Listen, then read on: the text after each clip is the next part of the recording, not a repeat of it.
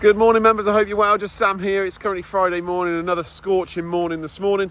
I'm just doing a video today up on the third tees. You may have seen that we've got a couple of areas on the tees that are baking out. So this tee in particular is probably the worst. We've got some dry areas, front right, front left, back right and back left. One thing to consider over the last 2 months, obviously we've been heavily relying on the irrigation system. With our new upgrade, what we're able to do is have a lot of corner tee sprinklers, such as that one over there, on a 90-degree.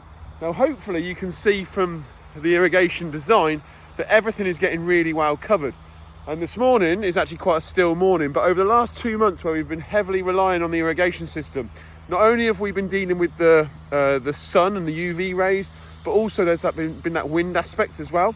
So therefore a number of the tees, especially the corner ones that are on a 90-degree, the wind has been sort of moving them away from where we want them to water. Now I've got a couple of options. I could open the heads up to make sure the tee is covered, but what that then means is I'm wasting a lot of water in the semi-rough and the rough, and especially this time of year when water is such a valuable commodity, I'm very reluctant to overwater just to enable these dry spots from disappearing.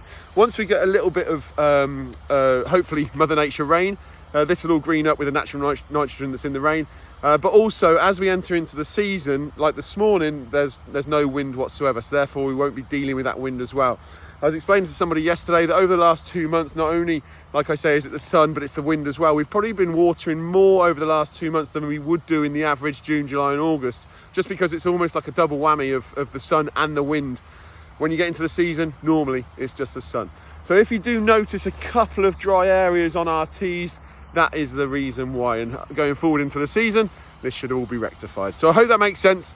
It's not that the irrigation system is failing. As you can see from behind me, the irrigation coverage on this tee is great, and it's just purely the wind aspect. On some areas, we may have to do some agronomy work. So for example, if these dry areas do continue, it may be the organic matter levels in that specific area, or it may be that the soil has become hydrophobic, which is where it doesn't take on any moisture. So as and when that happens, if it does continue into the season, we'll attack that as and when we highlight that.